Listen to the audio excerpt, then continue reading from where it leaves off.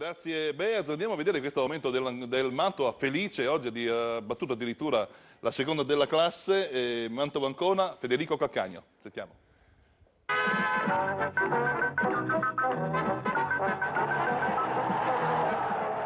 Serena conferma il 4-3-1-2 con Locatelli trequartista dietro Caridi e Nassi di punta, modulo collaudato anche per l'Ancona, il 4-4-2 con i rientri di Cosenza in difesa e Catinelli a centrocampo su alla prima conclusione della partita al quarto. Il Mantova risponde subito al quinto, punizione di Salviato, stacca Notari di testa, brivido per la difesa marchigiana. Ancora Salviato in evidenza all'ottavo, questa volta su punizione, gran destro che sfiora il palo, la partita è piacevole. Al 21esimo Colacone ci prova dalla distanza, ma la palla è fuori. Il Mantova manovra bene soprattutto dalla corsia di destra sul cross di Nassi al 23esimo. Carlo si inserisce bene ma il suo colpo di testa è di poco, fuori. 29esimo Locatelli libera Spinale in area sul tiro cross insidiosissimo, non c'è nessun compagno pronto alla deviazione. Ancora gli ospiti pericolosi dalla distanza al 44esimo con Surraco.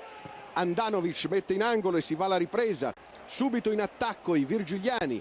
Caridi di tacco per Lambrughi che serve in profondità Locatelli, l'ex udinese scarica al sinistro, palla in rete, Mantova in vantaggio al terzo minuto ed è anche il terzo gol in campionato per Thomas Locatelli. Il Mantova è sempre vivo, al 22esimo Lambrughi va via sulla sinistra, prova a sorprendere Da Costa che chiude sul primo palo, ancora i padroni di casa in evidenza al 23esimo, Locatelli di tacco per Spinale sul cross, la semirovesciata di Nassi, ma il tiro è centrale, insiste il Mantova.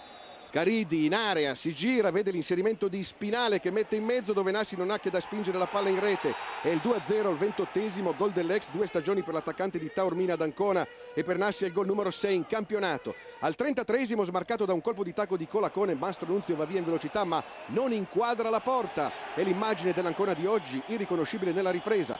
Finisce 2-0 per il Mantova che non vinceva dal 7 novembre scorso, in casa addirittura dal 3 ottobre, 2-0 al Grosseto. Successo meritato della squadra di Serena grazie ad un secondo tempo di grande intensità. La squadra sembra davvero in condizione, manca soltanto forse una punta che abbia più feeling con il gol. Ancora poco ispirato, che ha sofferto troppo sulle corsie esterne, non perdeva dal 5 dicembre. È tutto da Mantova, linea a Mario Mattioli.